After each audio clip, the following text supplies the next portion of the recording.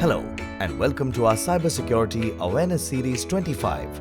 Spear phishing is a more targeted form of phishing. Unlike general phishing, where hackers send out mass emails, spear phishing is aimed at specific individuals or organizations. The attacker does research to make the email look legitimate and personal, increasing the chances of the victim falling for it.